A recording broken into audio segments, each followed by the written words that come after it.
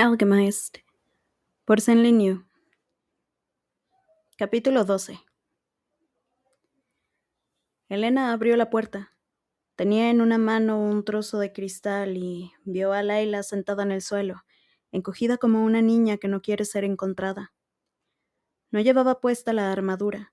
Sus ojos estaban enrojecidos, el cabello largo y claro rasurado, y cuando se giró para mirar a Elena dejó al descubierto el lado derecho de la cara. Una cicatriz gruesa le atravesaba un lado del rostro y la garganta. Layla, ¿qué sucede? ¿Qué ha pasado? Layla miró fijamente a Elena y tardó un buen rato en responder. He cometido un error, dijo al fin en apenas un susurro. He cometido un terrible error. No pasa nada. Estoy segura de que se arreglará.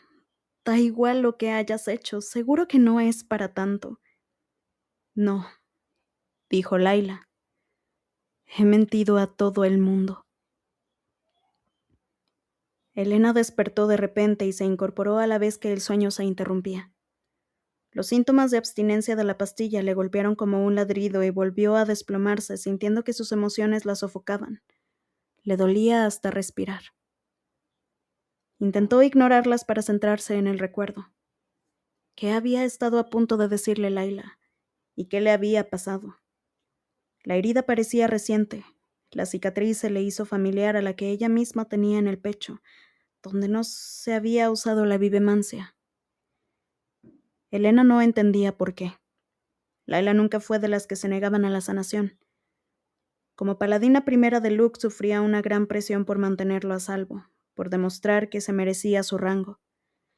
A veces se ponía de mal humor cuando no la dejaban recuperarse tan rápido como ella quería, desdeñando las advertencias de Elena sobre el equilibrio de las cosas. La sanación acelerada pasaba una mayor factura en el cuerpo que una recuperación natural. Si se abusaba podía matarla. Siempre había un precio que pagar, de alguna forma, y por alguien. A Layla jamás le interesó todo eso. Lo único que le importaba era proteger a Luke. Unos días después, la nieve de la montaña cubrió toda la finca, aislando Punta Férreo del resto del mundo. La vida se volvió monótona hasta que llegó el momento de la tercera sesión de la transferencia. De nuevo, Elena sintió que el sumo inquisidor aplastaba su conciencia hasta reducirla al olvido, y desaparecía todo lo que había hasta ese instante en el que se entrelazaban sus mentes. Esta vez, cuando notó que él pestañeaba, ella misma cerró los ojos. No solo la controlaba físicamente, sino que también la zarandeaba en el paisaje mental que estaban compartiendo. Podía sentir cómo su mente se movía en los entresijos de la suya, mientras su conciencia intentaba persuadirla.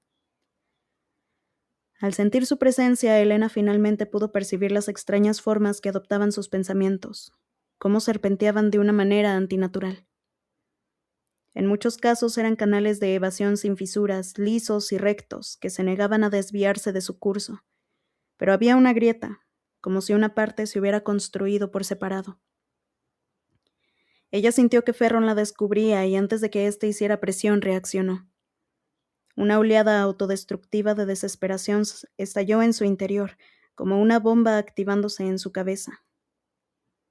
Ferron desapareció. Todo desapareció. Cuando recobró la conciencia, apenas era capaz de formar un pensamiento. La vibración que sentía al respirar le provocaba un dolor que se asemejaba a latigazos en la mente. No tenía mucha fiebre, pero tampoco mejoró en los siguientes días. En sus sueños había gente a su alrededor, decenas de personas. Cuando se dormía la arrastraban bajo el agua y la ahogaban. Unas manos pálidas la sujetaban. El agua helada le llenaba los pulmones. La retorcían y tiraban de los brazos y las piernas. Unas uñas astilladas se le clavaban en la piel. Le metían dedos en la boca y le forzaban la mandíbula hasta que la abría. Le metían dedos también en los ojos, pero nunca moría. Solo seguía ahogándose. Se despertaba asfixiada dando arcadas como si su cuerpo quisiera deshacerse del agua fantasma atrapada en sus pulmones. No conseguía abrir la boca, todo lo veía del revés. Reconoció la voz del experto cerebral tartamudeando mientras explicaba que la mente era compleja, que no se entendía del todo, que la enfermedad de Elena no tenía precedentes y que poco podía hacerse salvo esperar a ver qué sucedía. Cuando por fin empezó a recuperarse, sintió que una parte de ella había muerto. La invasión de Ferron era inevitable. Avanzaba un poco más todos los meses y las grietas de su mente iban ensanchándose para darle espacio. Elena no disponía ni de la fuerza ni de la voluntad para resistirse. Habían perdido la guerra. Su sufrimiento no traería a nadie de vuelta, al igual que Luke no había logrado salvarlos. Cuando finalmente pudo levantarse de la cama, desafió al frío y se dirigió a los establos. La puerta lateral no estaba cerrada con llave, así que entró rápido, antes de que los necrómatas pudieran detenerla. Los establos estaban vacíos. La muerte volvía a escapársele de entre los dedos. El invierno se recrudeció. Se hundió en un frío titánico que se colaba por las rendijas de la casa, y el hierro se convirtió en venas heladas que llevaron la intemperie del pleno invierno por todos los pasillos y habitaciones, hasta congelar toda la casa, a pesar de lo mucho que siseaban los radiadores. Los Ferron huyeron a la ciudad y dejaron a Elena atrás. En su ausencia las comidas mejoraron, ya que no había sobras y el pan estaba menos rancio, aunque la ingesta de proteínas se redujo todavía más. Durante varias semanas los periódicos fueron su único vínculo con el mundo exterior. El programa de repoblación que en sus inicios se había considerado una necesidad económica empezaba a mostrarse poco a poco como el nuevo límite científico. Nueva Paladia forjaría su propio futuro. Los repertorios alquímicos no se dejarían al azar. Las familias del programa eran elegidas según la fuerza y la diversidad de sus resonancias. Se hacían pruebas para descubrir las mejores combinaciones. Según difundían los artículos, las familias del gremio habían acercado sobre casarse en resonancia. Sin la interferencia de supersticiones retrógradas se gestaría un nuevo mundo.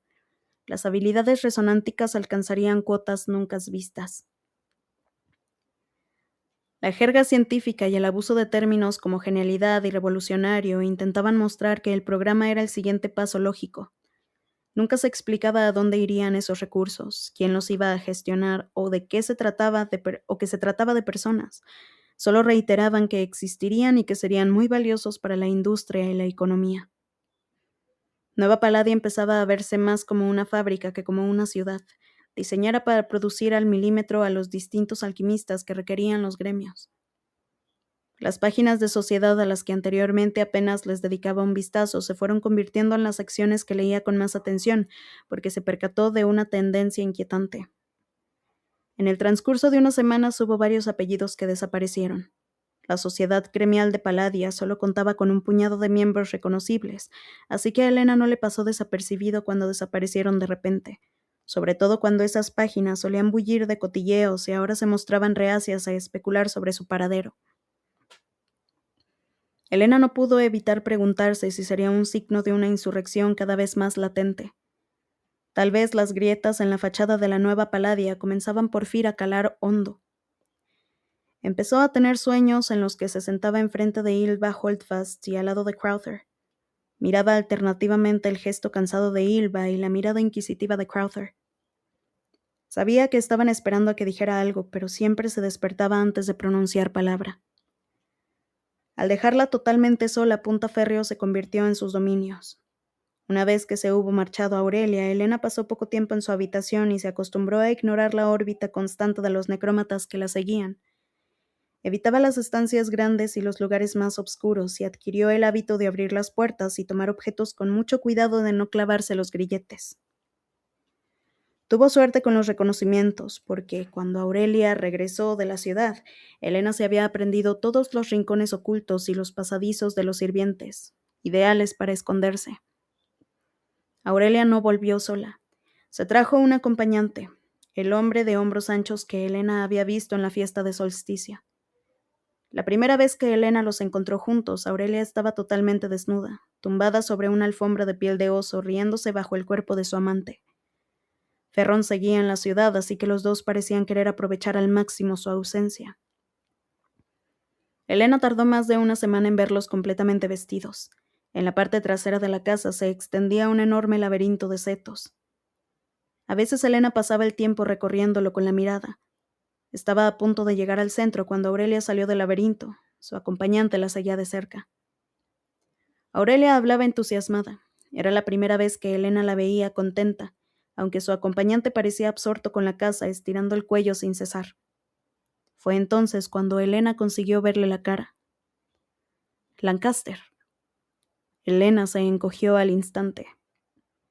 Lancaster era el amante de Aurelia, la misma persona que casualmente encontró su habitación durante la fiesta. Era imposible que fuese una coincidencia. Sería... A Elena le aterraba siquiera permitir que la posibilidad existiera en su mente, porque Ferron entraría otra vez y la descubriría, pero no pudo evitar preguntárselo. ¿Sería Lancaster un espía?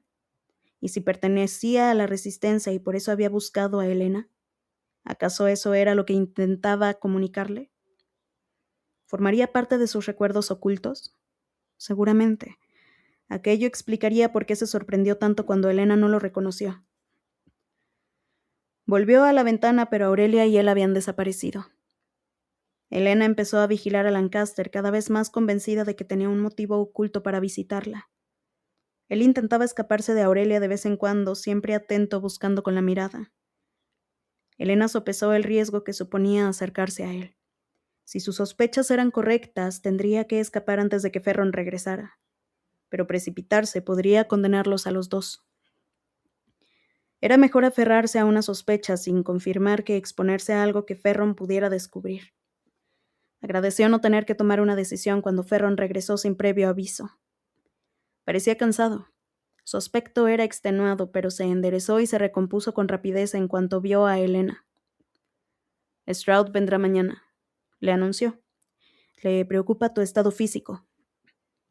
Elena se puso en tensión. He estado caminando. Nada ha cambiado. Llegará después del almuerzo, dijo sin añadir nada más antes de marcharse. Asegúrate de estar en tu habitación. Cuando Stroud llegó, Mandel no la acompañaba. Sin contemplaciones, obligó a Elena a quedarse en ropa interior delante de ella entre tiritones. La vivemante la rodeó, pasó los dedos por sus hombros y la atravesó con su resonancia. ¿No te alimentan bien?, preguntó al cabo de un rato, mordiéndose el labio. Se detuvo para pellizcar el brazo de Elena. Luego clavó 2 dedos en su estómago. Muestras signos de malnutrición. ¿Qué estás comiendo? A Elena le dolía la piel del frío. El aire la estaba calando hasta los huesos. Sobras de la cocina, respondió temblando. ¿Qué? Stroud dio un paso hacia atrás y miró a Elena de arriba a abajo. Descríbeme exactamente qué has estado comiendo. Elena tragó saliva e intentó concentrarse. Está todo hervido. Algún cereal, las mondas de las verduras, tuétano y a veces las sobras de la carne. Cuando están los Ferron aquí, creo que también me dan lo que les sobra del plato, pero no han estado en casa últimamente, así que no he comido nunca carne. Eso es lo que le damos como alimento a los necrómatas. ¿Por qué estás comiendo eso? Elena pestañeó al escuchar esa información. Tenía sentido, pero sentía demasiado frío para reaccionar a la noticia. ¿Por qué soy una prisionera? Supongo que no creen que deban alimentarme bien. Eres un... Hizo una pausa como si estuviera debatiendo consigo misma cómo definirla. Un recurso. Se supone que los Ferron tienen que alimentarte como es debido. Esos platos no son lo bastante nutritivos. No me extraña que seas tan enfermiza. El semblante de Stroud se llenó de ira. Se giró y se dirigió hacia la puerta, donde una de las criadas necrómatas esperaba en silencio. Quiero ver al sumo inquisidor. Aquí, en persona. Ahora. Ferron llegó unos minutos después con el ceño fruncido y no le dedicó ni una simple mirada a Elena, que seguía temblando en ropa interior. ¿Me has hecho llamar? ¿Hay algún motivo en concreto por el que la estén matando de hambre? Dijo Stroud, clavando los dedos en el brazo de Elena, levantándolo y haciéndolo girar. ¡Mírala!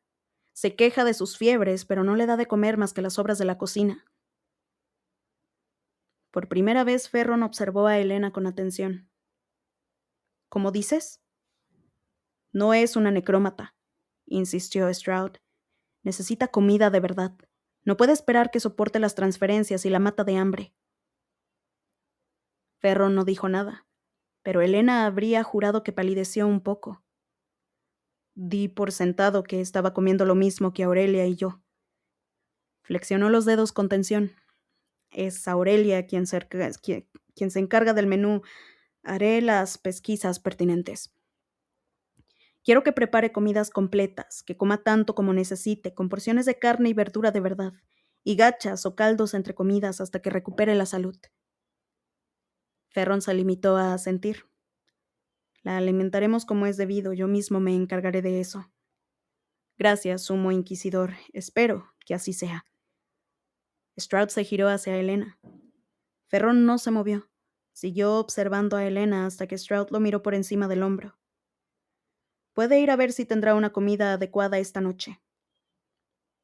Ferron pestañeó, asintió con brevedad y se marchó. Túmbate, le ordenó Stroud en cuanto se cerró la puerta. Quiero comprobar más cosas. Elena se dejó caer sobre la cama aliviada. Hasta los dedos fríos de Stroud se le antojaron calientes cuando le examinó las piernas. Después siguió hasta el abdomen, donde presionó con el canto de la mano para palpar los órganos de Elena. Elena nunca se había planteado que pudiera estar malnutrida.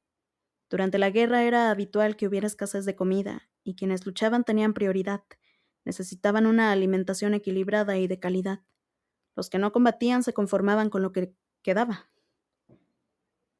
Cuando la resonancia perdió los puertos, hubo escasez de casi todo. La resonancia de Stroud le revolvió el estómago. Dio una arcada e intentó incorporarse. De eso, nada. Túmbate. Antes de que protestara, Stroud le clavó los dedos en la base del cráneo y a Elena se le dieron la vuelta a los ojos y la engulló la conciencia. Cuando despertó, Stroud ya se había marchado. Elena se encontraba fatal, totalmente desorientada.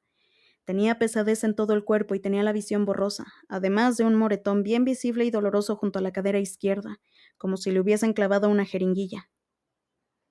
Elena se frotó la piel sobre la marca e intentó recordar qué inyecciones se ponían para tratar la malnutrición, pero estaba demasiado confusa para pensar con claridad. Aquella noche, cuando oyó que llamaban a la puerta, entró una criada que traía una bandeja con una comida completa.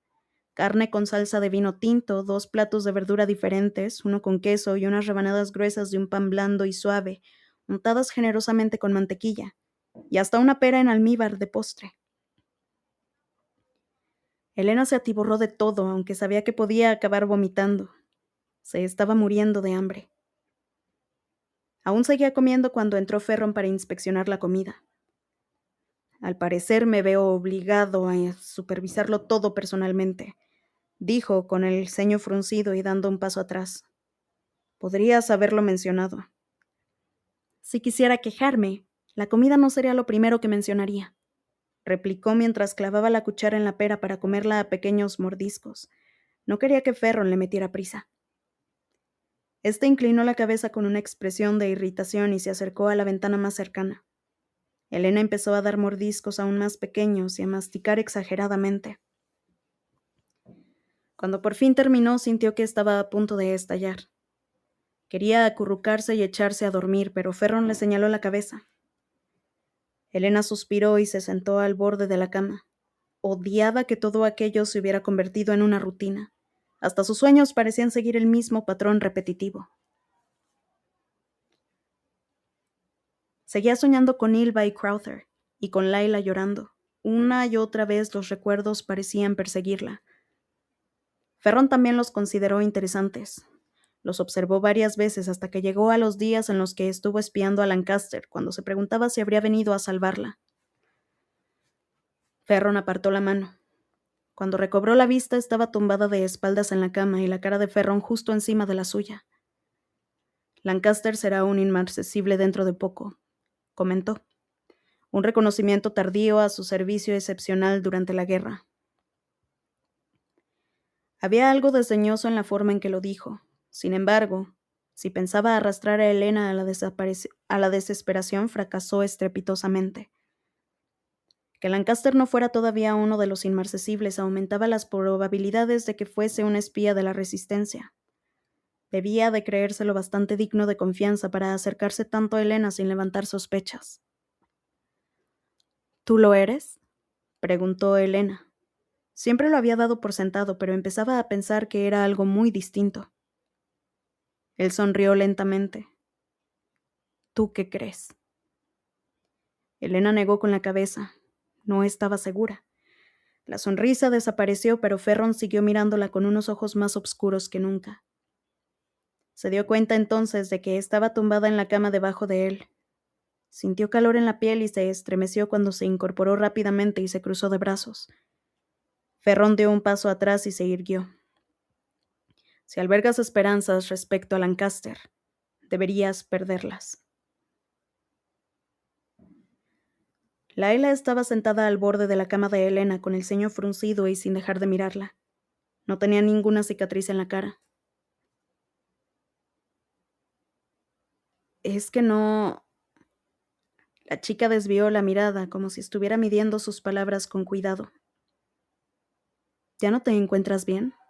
¿Por eso decidiste hablar con ellos? ¿Por eso han traído a las aprendizas? Elena miró fijamente a su amiga, pero ésta estaba desabrochándose una cincha de la armadura y no se dio cuenta. No, estoy bien. Lo de las aprendizas es porque Matías desea quitarme del medio. Ah, vale. Ah, bien.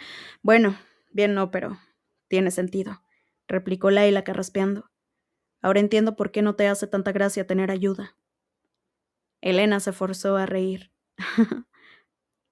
Oye, ya sabes que puedes hablar conmigo, siempre que lo necesites. Laila la miró de reojo. No. Elena negó con la cabeza. No necesito hablar, no.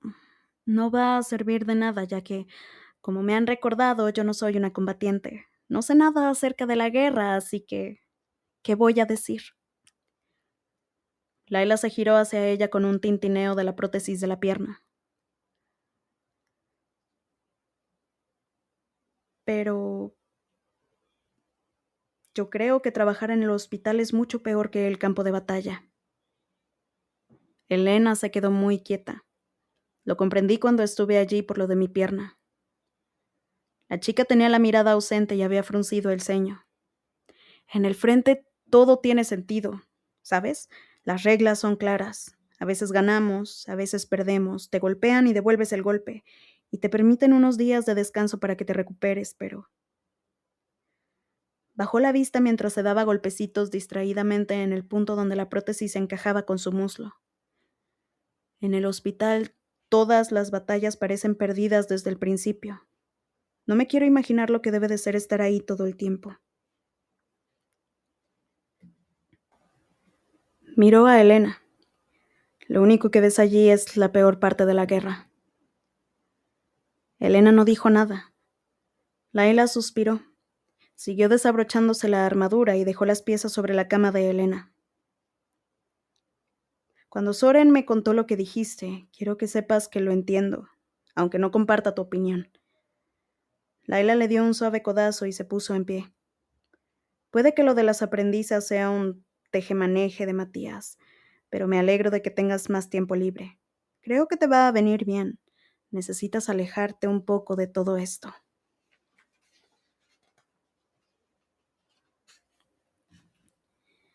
Elena pasó días rememorando aquella conversación. Echaba tanto en falta tener gente con quien hablar, gente a la que le importara lo que decía. ¿Había tenido aprendizas? Recordaba que Stroud había mencionado que existían otras sanadoras, como Elaine Boyle, pero Elena había dado por sentado que provenían de otros lugares. No se imaginaba al Falcón Matías dando su aprobación para que hubiera más sanadoras. Ylva Holdfast tuvo que esforzarse mucho para que la Resistencia aceptara la vivemancia de Elena.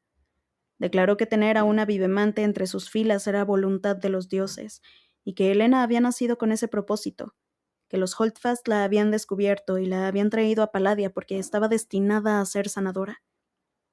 Así, si Luke resultaba herido en batalla, la vivemancia lo salvaría. Una resonancia corrupta purificada a voluntad de Sol. Elena tuvo que marcharse de la ciudad e ir a las montañas para formarse con un monje ascético. En aquella época Matías era alcaudón y vivía en una cabaña cerca de la mansión de los Holdfast, donde ejercía de consejero espiritual para la familia. Tenía como principio detestar a los sanadores y odió a Elena en cuanto la vio. Todo lo que ella hacía lo consideraba inapropiado para una sanadora. Más que maestro fue un obstáculo, pero Elena era testaruda y sabía lo suficiente de medicina como para dirigir su propia formación. Estaba decidida a ser sanadora, lo quisiera él o no. Cuando Ylva exigió que Elena volviera a la ciudad porque Luke se había ido al frente, Matías trató de impedirlo y alegó que la joven era una inepta. Finalmente Ylva lo sobornó con la promesa de que Luke lo nombraría Falcón, un cargo religioso de alto rango con el que podía formar parte del consejo. Pero incluso así solo accedió con la condición de que si Elena era la sanadora de la llama eterna, sanaría a todos los que sirvieran a la causa sagrada del sol. Al fin y al cabo, el principado no estaba por encima de los demás, sino que era el primero entre iguales. ¿Por qué Matías dio el visto bueno para que tuviera aprendizas? Elena no podía evitar recordar a Laila con melancolía. Cuando Elena regresó como sanadora, la desaconsejaron que se mostrara demasiado cercana a Luke. Una amistad de la infancia podía ser algo bello, pero una persona como Elena no debía dar la impresión de ejercer demasiada influencia para el principado. La supervivencia de Palladia dependía de la fe inquebrantable que la resistencia le profesaba a Luke. Si cuestionaban su juicio, toda Palladia sufriría las consecuencias. Había que hacer algunos sacrificios. Después de aquello, que Laila fuera la paladina primera de Luke era lo más cerca que le permitieron estar de Luke. Laila había sido paladina primera. Elena pestañeó. Hubo también un paladín segundo, Soren, el hermano gemelo de Laila. ¿Dónde estaba Soren? A Elena le palpitó la cabeza. ¿Por qué se había olvidado de Soren? Un rostro apareció brevemente en su memoria. La mente de Elena se sacudió con violencia como si retrocediera. No, intentó concentrarse. Soren, acuérdate de Soren, ¿qué le pasó? Sintió un escalofrío y un dolor espantoso que le recorrió el cuerpo. Le entraron ganas de toser como si tuviera agua atrapada en los pulmones y empezó a verlo todo de un rojo intenso. Cuando se le aclaró la mente le palpitaban las sienes. ¿En qué había estado pensando? ¿Algo sobre Laila?